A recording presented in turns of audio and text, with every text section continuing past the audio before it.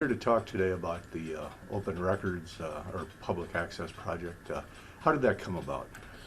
Well, first off, in 2014, we went totally electronic in our court records. We became paperless in essence, and this was the next logical progression towards a totally paperless system, which is our ultimate goal. And it also improves the public's access. Okay. And who's worked on this? Our IT department has worked long and hard on it, and we also created an advisory group of lawyers, judges, abstractors, law enforcement people, our internal staff, all the key players in the system. Okay. And what is the timeline to make it fully public? Fully public is a little iffy because of the redaction issues. There are a lot of sensitive material in those records.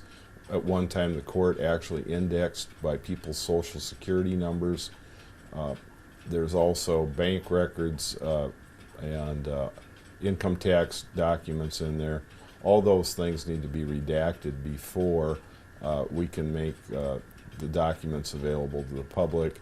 My staff tells me they're hoping early next year, but since we haven't accomplished it yet, we'll know when we get done. Okay. And is that if someone went to the courthouse now, would they be able to see those documents with that information?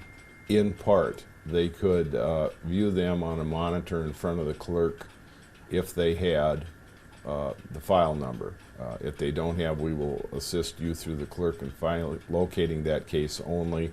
However, if you want copies and they have not been redacted yet by the attorney when they were filed, the clerk will redact that information before giving you the copy. Okay. Anything else you want to point out? I don't think so. This is just a logical progression, I think, in making us more efficient, making us more accessible.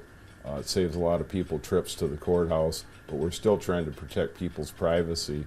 So these people that steal data and identities that may not even be in the United States cannot sit and illegally mine this information.